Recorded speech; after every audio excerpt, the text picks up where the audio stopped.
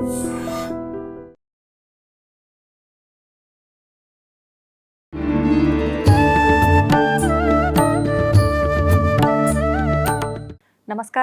Welcome to I dream. ధర్మ మార్గం కార్యక్రమానికి స్వాగతం. నేను మీ విజిత. ప్రస్తుతం మనతో పాటు ఉన్నారు శ్రీ విద్యా ఉపాసకులు. గత కొన్ని సంవత్సరాలుగా ఎంతో మందికి ఉపాసన శిక్షణ ఇచ్చిన వారు శ్రీ శ్రీ శ్రీ గురు కరుణామయ్య గారు. ఇప్పుడు గురుగారితో మాట్లాడి మరిన్ని విషయాలు తెలుసుకుందాం. నమస్కారం గురుగారు. గురుగారు, చాలా మంది పూజల విషయానికి వచ్చేసరికి ఇంట్లో నిత్యం దీపారాధన చేస్తుంటారు, ఆలయానికి వెళ్ళడానికి వీలు పడదు. అలాంటి వాళ్ళు శివుడికి అభిషేకం చేయాలన్నా లేదా ఇంకా వేరే దేవుళ్ళకి ఎవరికైనా అభిషేకాలు ఇలాంటివి చేయాలన్నా విగ్రహం ఉండాల్సిందే అని విగ్రహాలు తెచ్చి ఇంట్లో పెట్టుకుంటారు. ఎవరో ఒకరు చూసి అలా విగ్రహాలు ఇంట్లో పెట్టడం తప్పు, అసలు నువ్వు పూజలు చేయడం కాదు కదా, పెద్ద దోషము, ఏదో ఒక చిన్న బీజం నాటిపోతారు వాళ్ళకి. దానికి టెన్షన్ పడిపోతుంటారు, నిజంగా విగ్రహం పెట్టుకోవద్దేమో, ఇలా రకరకాల సందేహాలు ఉంటాయి. ముఖ్యంగా శివలింగం ఇంట్లో పెట్టుకోకూడదని అంటారు. మరి శివయ్యకు అభిషేకం చేసుకోవాలంటే ఆలయానికి వెళ్ళడం కుదరదు కాబట్టి ఇంట్లో ఉండాల్సిందే కదా అని ఆలోచించే వాళ్ళు కూడా ఉంటారు. పెట్టొచ్చు అంటారా గురుగారు ఇంట్లో శివలింగం? ఎవరి నమ్మకం మీద ఆధారపడింది. ఇప్పుడు నేను పెట్టచ్చని చెప్పినా వాళ్ళు చూసేవాళ్ళు ఆహా గురు కరుణామయ్య పెట్టచ్చు అన్నారు వాళ్ళు పెడుతుంటే మళ్ళీ ఇంకో వీడియోలో అన్న పెట్టకూడదు చచ్చిపోతారు అంటే తీసి పారేస్తారు, ఏ చెట్టు కింద పడేస్తారు. ఈ మనోధైర్యం ఉండాలి. లేకపోతే ప్రతి ఒక్కరు ఊపిస్తారు. నన్ను నమ్మకండి, వాళ్ళని నమ్మద్దు. మీ గట్ ఫీలింగ్, ఆ శివలింగం లేకుండా నేను ఉండలేను అన్న స్థిరమైన అభిప్రాయం రాండి, ఏమైనా పర్వాలేదు అని ఆ భక్త కన్నప్పలాగా ఆయన నోట్లో నీళ్లు పోసుకుని పుక్కిలించి ఉమ్మేడండి శివలింగం మీద. అప్పుడు ఆయన భావన ఏంటి? నాకు పాపం వస్తుందా? కాలు తీసి పెట్టుకున్నాడు మార్క్ కింద. ఎక్కడా భావం లేదు. నా శివయ్య కంట్లో రక్తం కారుతోంది, నా శివయ్య బూజుపట్టున్నాడు. ఈ భావంతో చేస్తే నువ్వు ఎంత విగ్రహం పెట్టుకున్నా శివలింగం పెట్టుకున్నా, ఆ గుబ్బాలమ్మ అని ఇంత రాయి తీసి పెట్టుకున్నా, ఏ రూపంలో పెట్టుకున్నా నిన్ను రక్షించేవాడే భగవంతుడు. సో నాకు వాళ్ళు చెప్పారు వీళ్ళు చెప్పారు వాళ్ళని బ్లేమ్ చేయడం తప్పు, మనదే తప్పు. ఎందుకు వినాలి? నాకు శివలింగాన్ని పెట్టుకోవాలంటే నీకు ఎందుకు అనుమానం వస్తుంది? శివుడు శ్మశానవాసి. ఆ శ్మశానం నా ఊరు చివరో, ఇప్పుడు ఊరు మధ్యలోనే ఉంటున్నాయి శ్మశానాలు, అప్పుడు ఊరు చివర ఉండేవి. ఊరి మధ్యలోనూ ఉన్న శ్మశానం కాదు ఆ శ్మశానం, ఇది శ్మశానం. దేహంలో ఇది మేర అంటారు, అందుకే విభూతి పెట్టుకుంటాం. అంటే ఏమిటి? ఎప్పుడైనా ఇలా అయిపోవాల్సిందే నేను, ఎవరైనా సరే. అది నాకు గుర్తు తెస్తున్నాడు, వీడే శివుడు. భూత భవిష్యత్ వర్తమాన కాల రూపంలో ఉన్న త్రినేత్రుడే శివుడు. ఎక్కడున్నాడు శివుడు అంటే? శ్మశానం అంటే ఇది కాదు, అది కాదు, ఇది. అది అర్థం చేసుకుంటే నాకు భయం ఉండదు. చెప్పేవాడు శ్మశానంలో ఉన్నాడు, కోపంతో గంతులు వేస్తూ ఉన్నాడు, మనకి భయం శివుడు అంటే.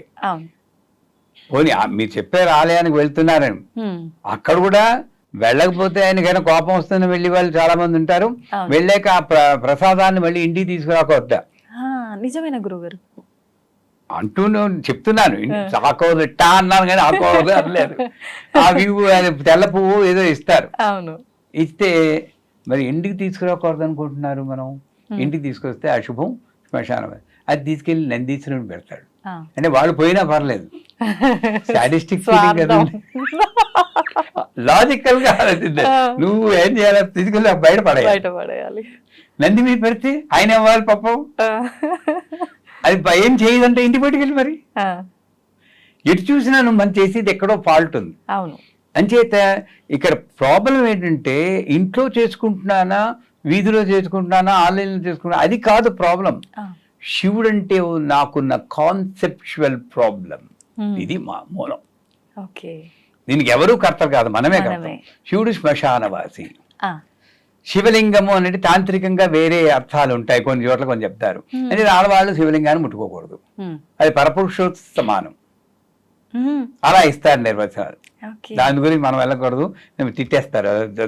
అందుకని అలా చెప్పి శివలింగాన్ని ముట్టుకోకూడదు అంటారు. అసలు ఇంకొంతమంది శివలింగానికి అభిషేకం చేయకూడదు, రుద్రం చదవకూడదు, ఆడవాళ్ళు ఏం చేయకూడదు. ఇదేదీ కాదు. ఒకవేళ నిజంగా అదే నిజమైన ఏదైతే అవుతుంది.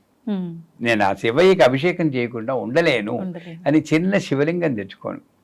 యాక్చువల్గా చెప్పాలంటే శివలింగంలో పానబట్టం ఉంటుంది. అవును గురుగారు. ఇక్కడ శివుడు ఇదేమో ఫీమేల్ అమ్మవారు, ఇదేమో అయ్యవారు.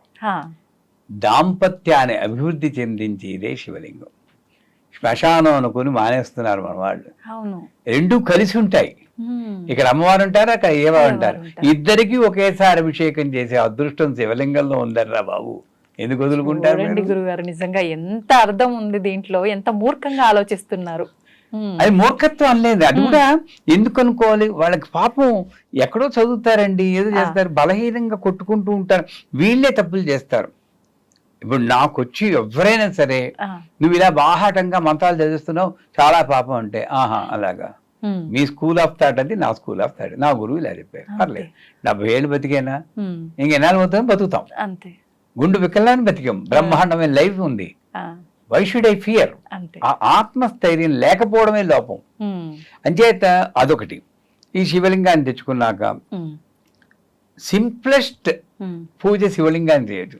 ఎందుకంటే బోళాశంకరుడు అన్నాడు అభిషేక ప్రియ అనుకోడు. కానీ విష్ణుమూర్తి అంటే కోపం కాదు, ఆయన్ని ఆరాధిస్తాం. ఏలకుల మాల పూజ అని చెప్పి చాలాసార్లు చెప్పుకున్నాం. ఆయన అలంకార ప్రియ. ఓహో పూలు దండలు వేసేసి భోగాలు చేసి అలంకారం చేయాలి, భోగాలు చేయాలి. అమ్మవారేమో స్తోత్ర ప్రియ. ఇందాకనేమో షూటింగ్ ముందు అనుకున్నాం, ఆడవాళ్ళని కాస్త పుడితే చాలు ఐస్ అయిపోతారు, అది తెలియక అభివరిస్తున్నారు మా వాళ్ళు అనుకున్నాం.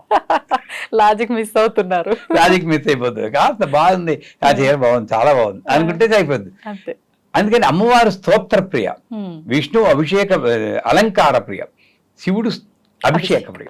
ఆ అభిషేకం కూడా ఆయనతో పంచామృతాలు పోయి అది పోయి ఇది పోయి అంటలేదు, మనకోదో వెరైటీగా ఉంటే బాగుంటుంది, తృప్తి కోసం చెప్తున్నాం. అందులో గంధోదకంతో చేయొచ్చు, గంధంలో నీళ్ళలో గంధం వేసేయచ్చు, విభూది అది ఉదకం అంటే విభూది వేసేయచ్చు, రుద్రాక్షలు వేసేయచ్చు, బిల్వాల పత్రాలు వేసేయచ్చు. ఆసకరికి మామూలు మంచినీళ్లు పోసైనా చేయొచ్చు. ఆయనకి కావాల్సింది ఓం నమ శివాయ, భక్తితో కృతజ్ఞత తెలపడమే. అది ఏమి సింపుల్ గా చేసుకోవచ్చు. అటువంటి శివయ్యని చూసి భయపడుతున్నామా? సో హాయిగా శివలింగం ఇంట్లో పెట్టుకోవచ్చు. విగ్రహాలు కూడా మనం అనుకుంటే రావు, కొనుక్కోం మనం. అమ్మవారికి దయ ఉంటేనే మన ఇంటికి విగ్రహం వస్తుంది. విగ్రహం ఇంతే పెట్టుకోవాలి, అంత పెట్టుకోకూడదు, ట్రాన్స్ఫార్మర్ తీసుకొచ్చి ఇంట్లో పెట్టుకుంటావా అని కొంతమంది చెప్తూ ఉంటారు.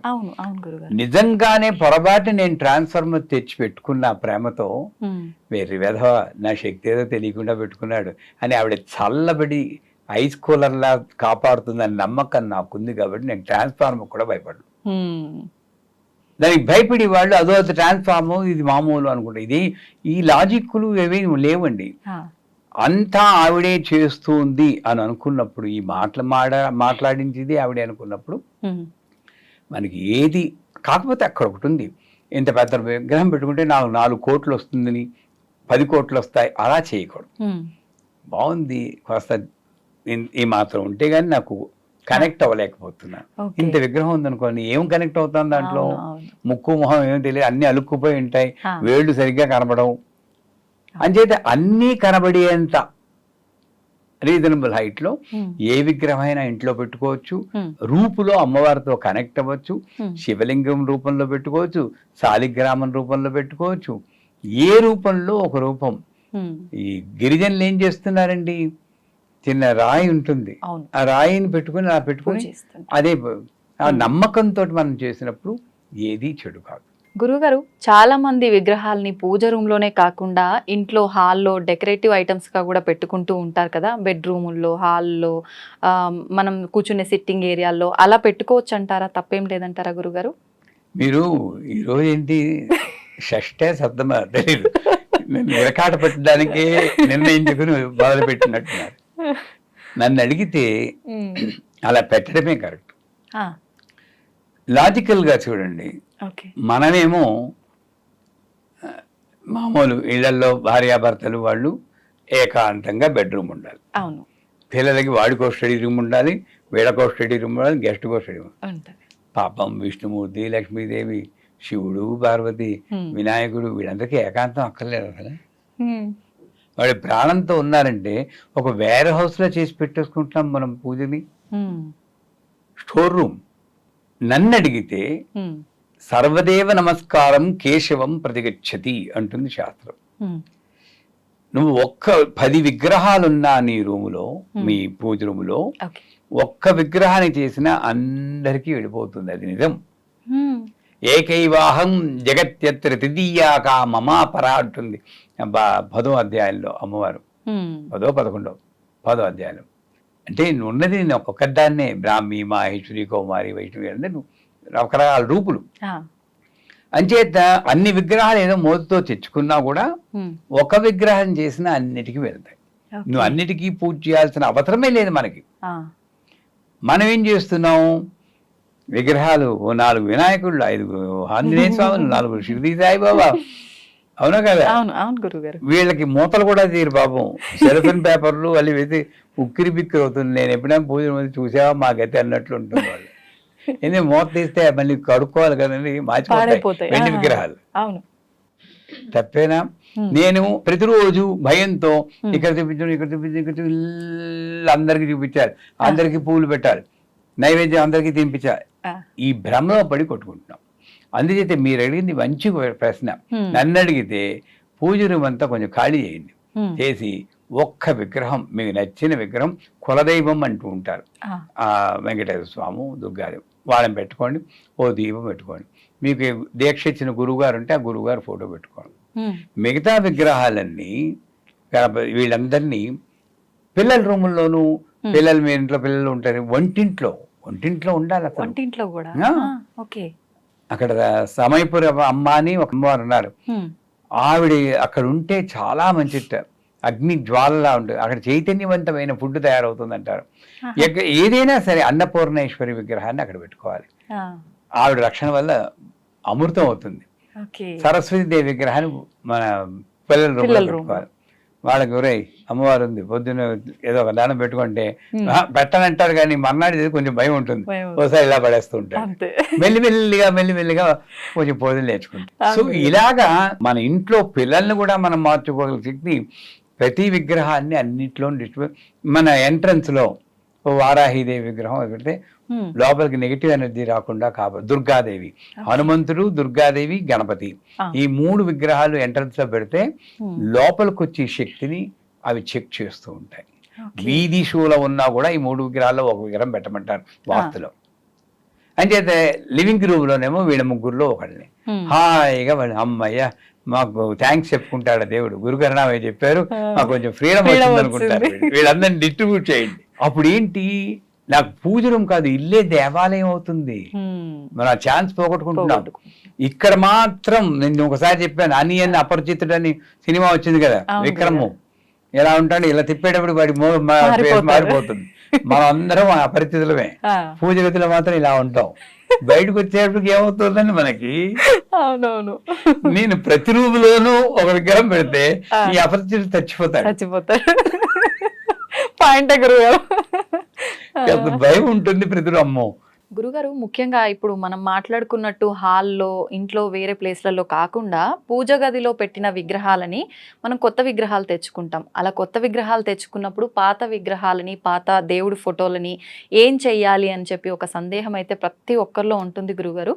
నిజంగా ఆ పాత విగ్రహాలని ఏం చేస్తే బాగుంటుంది అంటారు గురుగారు, తెలియజేయండి. నేనేంటే ఏదో యాదృచ్ఛికంగా ఓ చెయ్యో కాలం విరిగిపోతుంది అనుకోండి, ఆ విగ్రహానికి న్యాయంగా విశాఖపట్నం వెళ్ళారా ఎప్పుడైనా? అక్కడ కనక మహాలక్ష్మి గుడి ఉంది. ఈ 2 చేతులు ఉండవు, మామూలుగా మొండిగా ఉంటుంది. ఎందుకని గురుగారు అలా? అది ముస్లిమ్స్ కాలంలో వాళ్ళు దొంతం చేశారు. 2 చేతులు, చెయ్యి అంగవిహీనంగా ఉంటుంది. మరి అలా పూజలు బ్రహ్మాండమే. అక్కడ పూజ చేస్తే ఇంక కోట్లే మీకు. చాలా బాగుంటుంది, మంచి శక్తివంతం. మరి ఆవిడ చేస్తున్నారు. మన ఇంట్లో విగ్రహం ఒక వేలుకొచ్చో ఇలా అయినా ప్రారంభిస్తున్నాం. ఎక్కడో తేడా ఉందా? ఎక్కడ మన ఆలోచనలో తేడా ఉంది. ఆలోచనలోనే తేడా ఉంది. పూరి జగన్నాథ విగ్రహం కూడా పూర్తిగా పెద్ద ఏం కనబడదు. సో ఆ రకంగా చూస్తే ఒకవేళ విగ్రహం కొంచెం ఏదో కాస్త విరిగినట్టు అనిపిస్తే మనం బలహీనం కాబట్టి ఎప్పుడు దృష్టి వేలు విరిగింది వేలు అనుకుంటాం ఒకటి, దాన్ని మర్చిపోవడానికి కొంచెం పక్కన పెట్టేసి అలాగని పూర్తిగా పాడైగా వీళ్ళు ఏం చేస్తుంటారు, ఎక్కడ చదువుతారో తెలియదు, ఏ వీడియో చూస్తారో తెలియదు, ఆ విగ్రహాన్ని చెట్టు కింద పడేస్తారు. తప్పేనా? అవును. ఇన్నాళ్ళు నువ్వు పూజ చేసేవా, నీ సంసారాన్ని రక్షించిందా, ఒక్క వేలు కొంచెం ఇలా అయితే చెట్టు కింద పడేయడం అంత తప్పు. బోరు మండు ఆ దేవుడు, రేయ్ నిన్ను రక్షించింది నేనేం రా, నన్ను బయటపడేసావు రోయ్ అని అంత వేడవుడు. మరి అలా ప్రతి ఒక్కటి కూడా మనం పాడేయకుండా పక్కన పెడుతూ ఉంటే ఒక స్టోర్ రూమ్ లాగా అన్ని నిండిపోయి ఉంటాయి కదా గురువుగారు. తెచ్చుకోవద్దంటాను నేను, ఒక్క విగ్రహం చాలు. వాళ్ళు ఇచ్చారు వీళ్ళు ఇచ్చారంటే నాకు ఇచ్చిన విగ్రహాన్ని మళ్ళీ మీలాంటి వారు ఏదో బర్త్డేకి వస్తే అమ్మ ఇది పెట్టుకు చేసుకోండి, చాలా బాగుంటుంది. ఓ మంత్రం కూడా చెప్పండి, హరి మహాలక్ష్మి అని. మనకి ఇవ్వడానికి భయం. గొప్ప మనసు ఎవరికి లేదు గురువు గారు, అంత గొప్ప మనసు లేదు. ఎందుకంటే భయం నాకు, లక్ష్మీదేవి విగ్రహం ఇస్తే సంపద అంతా పోతుంది. నిజమే. సో నా సంపద నాకు ఇక్కడ లేదు, విగ్రహాల్లోనే ఉంది. అంతే. ఇవన్నీ కాన్సెప్చువల్ మిస్గివింగ్స్ అంటారు. అంచేత ఒక్క విగ్రహం పెట్టుకోండి, ఎక్కువ విగ్రహాలు తెచ్చుకోవద్దు. ఆ ఒక్క విగ్రహం కూడా కర్మగాలు ఏదైనా చిన్న భంగం అయితే పక్కనే పెట్టండి. ఆ విగ్రహానికి మీరు పట్టించుకోకలేదు, కొత్త విగ్రహాన్ని పెట్టండి. అంతేగాని బయట పారేయద్దు. ఆవిడ ఇంట్లో ప్రధాన దేవత, ఇంటికి అధిష్టాన దేవత, ఇంటి యజమాని. యజమాని ఎలా తరుగుతామమ్మా? చెట్ల కింద విగ్రహాలు, ఫోటోలు అన్ని పడేస్తూ ఉంటారు. చాలా భయంకరమైన పాపం అది నన్ను అడిగితే. ఎవడు ఇన్నాళ్ళు రక్షించాడో వాడిని కారుణ్యం లేకుండా పడేస్తాడు. అంచేత విగ్రహాలు, కొత్త విగ్రహాలు అసలు తేవడమే తప్పు. కొత్త విగ్రహాలు ఎందుకు తెస్తున్నారు? ఇది బాధపడిపోయింది అని కాదు. కొత్త విగ్రహాలు ఎందుకు తెస్తున్నారు అది రీజన్. లేదు ఇది విరిగిపోయింది, ఓకే, వ్యాలిడ్ రీజన్. అప్పుడు ఆ విగ్రహాన్ని అక్కడే పెట్టి కొత్త విగ్రహాన్ని ఇక్కడ పెట్టుకోండి. మళ్ళీ దానికి పువ్వు పెట్టాల్సిన పని లేదు.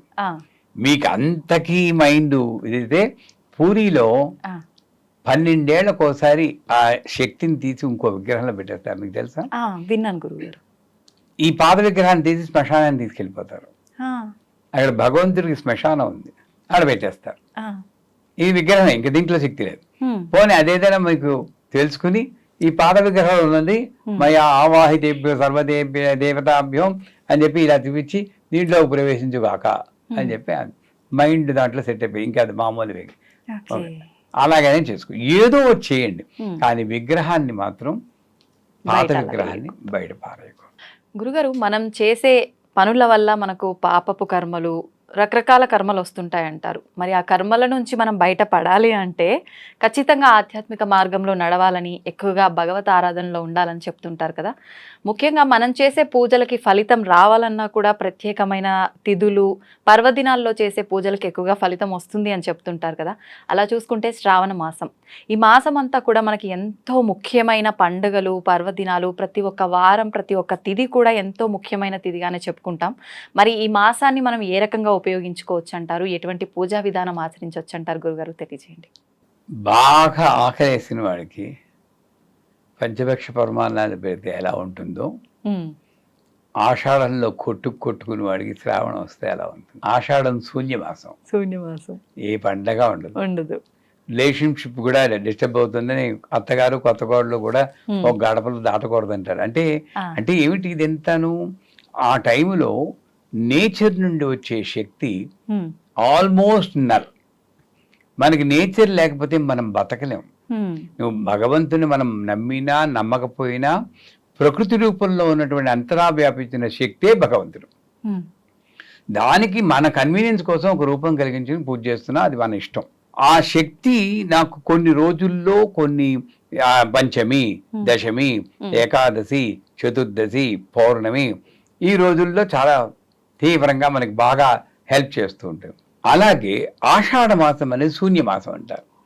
ఆ మాసం పూర్తిగా ఈ నేచర్, ప్రకృతి నుండి వచ్చే శక్తి కొంచెం మినిమల్లో ఉంటుంది. దాని తర్వాత శ్రావణం అంటారు. మీరు శ్రావణం అన్న పదం కొంచెం చూసి శ్రవణంలో వచ్చింది శ్రావణం. నారద భక్తి సూత్రాల్లో శ్రవణం, కీర్తనం, వందనం, మధ్యనం వస్తారు 9 నవవిధ భక్తి మార్గాలు ఉన్నాయి. వినికిడి ఫస్ట్, అంటే అప్పుడే మొదలవుతుంది ఈ సంవత్సరంలో ఆధ్యాత్మిక క్యాలెండర్ లో మొట్టమొదటి పూజలన్నీ అప్పుడు మొదలవుతాయి. తొలకరి జల్లు అప్పుడే పడుతుంది, అవును గురుగారు. పంటలు అప్పుడే పండుతాయి. ఉమ్, శ్రవణం ఎవరికి? ఉమ్. ఎవరిది? విష్ణుమూర్తి యొక్క నక్షత్రం. విష్ణుమూర్తి నక్షత్రం. అందుకే ఈ మాసంలో విష్ణుమూర్తి లక్ష్మీదేవి యొక్క పూజలు చేసుకుంటే చాలా మంచిది అంటారు. అయితే ఇప్పుడు ప్రాణాయామం చేయడానికి రీజన్ కూడా ఇదేనా గురుగారు? ఇంకా వేరే ఏదైనా ఆంతర్యం ఉందా దాని వెనకాల కూడా? పూజ అప్పుడు ప్రాణాయామం చేస్తుంటాము, మామూలుగా అయితే మెడిటేషన్ టైంలో ప్రాణాయామం చేస్తాము, పూజ అప్పుడు కూడా చేస్తాము. ఏంటి ఇంకేమైనా డిఫరెన్స్ ఉందా? అదే కొంతమంది నన్ను అడుగుతుంటారు, ఉమ్, ప్రాణాయామం అనేది యోగం కదా, ఉమ్, అది యోగం మెడిటేషన్ రావాలి, ఇది ఎందుకు చేస్తున్నారు? ఆ, సాధారణంగా చెప్పాలంటే ఎవరు కూడా ఒక 80% వారు ప్రాణాయామం సరిగ్గా చేయట్లేదు. ముక్కు పట్టుకోండి, ఓం అది కూడా సరిగ్గా చెప్పదు. ఆ గాయత్రి కూడా గడగడగడ చెప్తారు. ముక్కు పట్టుకోండి అన్నది ప్రాణాయామం అవుతుంది. అసలు ఆ పురోహితులు కూడా సరిగ్గా ముక్కు పట్టుకోవడం కాదు, ప్రాణాయామం చేయని నేర్పించారు. ఓకే, వాళ్ళకి తెలుసు, వాళ్ళని తప్పు పట్టలేం. ఈ పూజ చేసి వాళ్ళు కూడా గంటలో అయిపోతుందండి, నా ఆఫీస్ పని అయిపోతుంది అంటారు. ఏం చేస్తారు వాళ్ళు? ఎక్కువ చేసినా తప్పే, తక్కువ చేస్తే నాలాంటి వాడు తిరుగుతూ ఉంటాడు. అవును, రెండింటి మధ్య నలిగిపోతుంది పురోహిత. ఇది నిజంగా చెప్పాలంటే. సో న్యాయంగా ఏమిటంటే, ఇంతకుముందు పూజలు చేసేవాడు, నేను ముందే చెప్పేస్తాను, సత్యనారాయణ వ్రతం అంటే 4 గంటలు పడుతుంది నాకు. 4 గంటల గురుగారు? ఇప్పుడు ఎవరు చేస్తున్నారు గురుగారు అంతసేపు? మీరు 40 మంది దేవతల్ని ఆవాహన చేయాలండి ఆ టైంలో. 5 పంచలోక పాలకులు, అధిదేవతలు, సత్యదేవతలతో సహా 9, 9 మూడు 27, 27 5 32, 8 అష్టదిక్పాలకులు. న్యాయంగా వీళ్ళందరికీ 16 ఉపచారాలు పూజ చేయాలి. ఎవరు చేస్తున్నారు ఇప్పుడు? గంటలో అంతా అయిపోతుంది కథలతో సహా. కథని భావపరంగా 8 అధ్యాయాలు ఉంటాయి. 8 అధ్యాయాల్లో 5 చెప్తారు.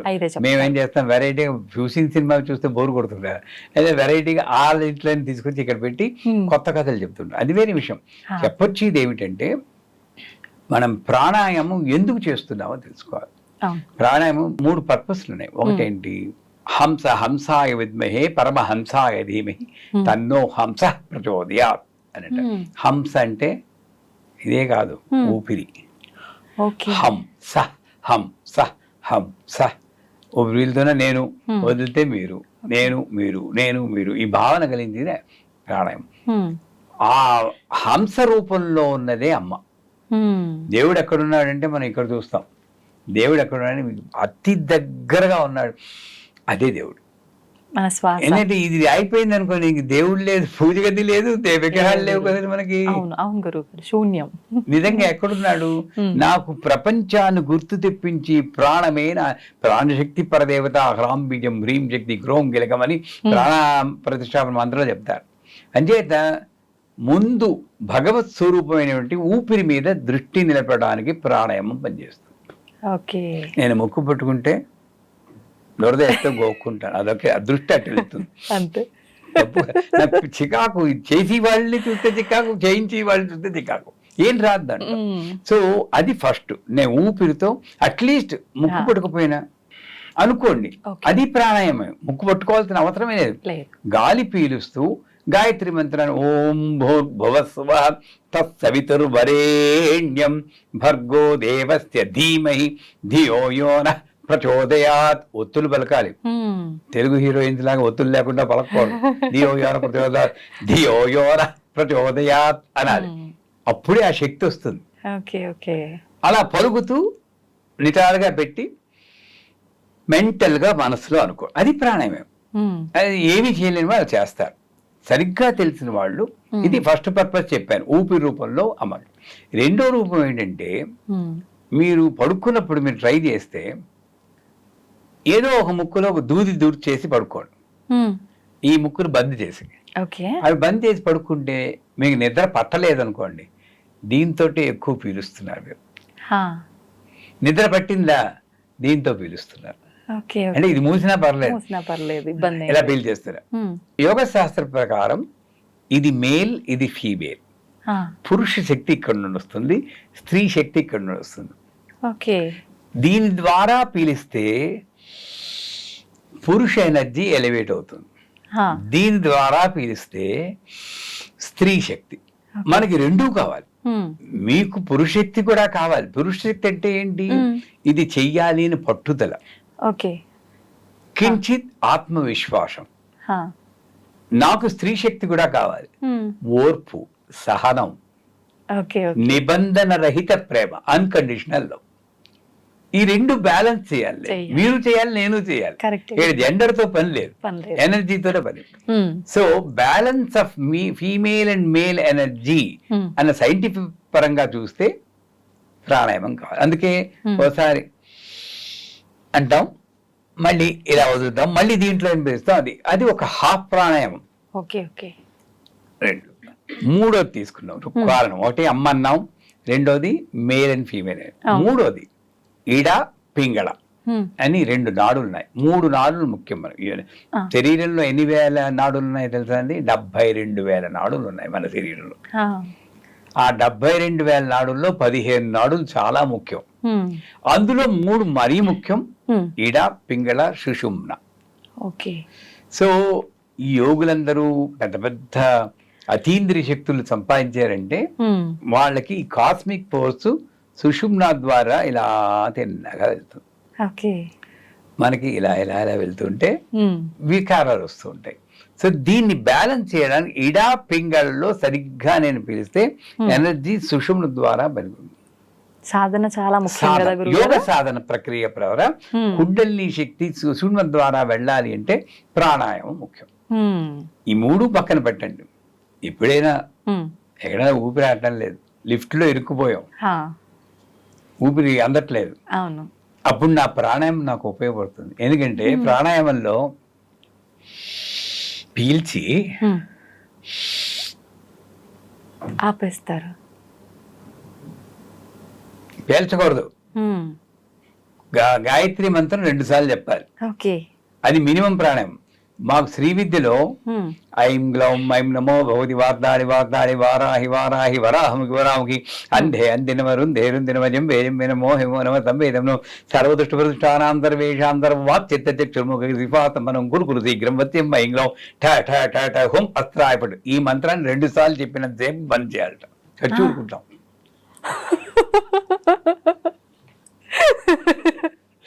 మా గురుగారు చెప్పారు, ఈ మంత్రమును 15 సార్లు, అంటే 2 సార్లు మంచి 15 సార్లు చేస్తే దివ్య శరీరం వస్తుంది. అర్థమైపోయింది గురువు గారు, దివ్య శరీరం బయట వెళ్ళిపోవడమే కదా, మోక్షం పొందడమే డైరెక్ట్ గా చేయించేవారు. ఏదో 1-1:30 దాకా పట్టి వాళ్ళం, కాదు వదిలేసి వాళ్ళం అనుకోండి, అదే విషయం. అంచేత ఈ ప్రాణం బంధించిన ఉపవాసం కూడా అదే. ఎక్కడైనా అటవలో ఇరుక్కుపోయారు అనుకోండి, చెట్టు మీద కూర్చుంటే కిందన పులి ఆకలేస్తుందో కిందకి దగ్గర అస్సలు ఉపవాసం పనికి వస్తుంది. ఓ రోజంతా అన్నం లేకుండా ఉండగలవు, ఈ లోపల ఆ పులి వెళ్ళిపోతుంది. దిగితే దాని ఆకలి మనం తెలిసిన వాళ్ళు అవుతాం. అంచేత ఇక్కడ ప్రాణాయామం చేస్తుంటే ఊపిరి బంధించాను కాబట్టి రేపు, అంటే ఇది శాస్త్రపరంగా చెప్పట్లేదు, లౌకికంగా చెప్తాను. రేపు పొద్దున్న ఏదైనా లిఫ్ట్ లో ఇరుక్కుపోతే హడిలిపోకుండా ఆ ప్రాణాయామ శక్తిలో అతి తక్కువ మనమంతా ఇలా పీలుస్తాం, అవునా? ప్రాణాయామం చేస్తే ఇక్కడ నుండి ఇలాగా, తర్వాత ఇలాగా, తర్వాత ఇలా ఇలా ఇలా. యోగులు ఇలాగే పీలుస్తారు, ఇలాగే ఉంటుంది. మన కోపం వచ్చినప్పుడు ఇలా పీలుస్తాం. యోగ శాస్త్రం ఏం చెప్తుంది? మీది నాది ఆయుష్ 70 ఏళ్ళు 80 ఏళ్ళు కాదు, మనం కొలుచుకుంటున్నాం. ఇన్ని ఉచ్ఛ్వాస నిశ్వాసములు, ఎక్సలేషన్ అండ్ ఇన్హలేషన్. కోపం వచ్చినప్పుడు ఎక్కువ వేస్తామని చచ్చూరుకుంటాం, అదే తక్కువ కోపం పడాలని అందుకు అనుకుంటాం. సో అంచేత ఈ ఉచ్ఛ్వాస నిశ్వాసాలని నేను బ్యాలెన్స్ చేసి ఆయుష్ని పెంచుకోవడానికి కూడా, అందుకే చూడండి యోగులందరూ యోగా నేర్పించారు. భస్త్రిక, మీరు విన్నారా? భస్త్రిక అని చెప్పి ఒక ప్రక్రియ, ఇలా ఇలా ఇలా ఇలా చేస్తుంటాం. భస్త్రిక, ఇవన్నీ కూడా మన ఆయుష్ని పెంచుతాయి. సో ఆ రకంగా ఇన్ని ఉపయోగాలున్న ప్రాణాయామాన్ని నేను ఆధ్యాత్మిక పరంగా మేల్ అండ్ ఫీమేల్ శివశక్తిక రూపిణి లలితాంబిక, శివశక్తిక రూపిణి లలితాంబిక, అది ప్రాణాయామ రహస్యం. ఎంత బాగా అర్థమైందో గురువుగారు, నిజంగా నాకైతే. ధన్యవాదాలు గురుగారు. నిజంగా చాలా మంచి విషయాలు ఎంతో అర్థవంతంగా మా అందరికీ అర్థమయ్యి మేమందరం విని పాటించే విధంగా చెప్పారు. ధన్యవాదాలు గురుగారు.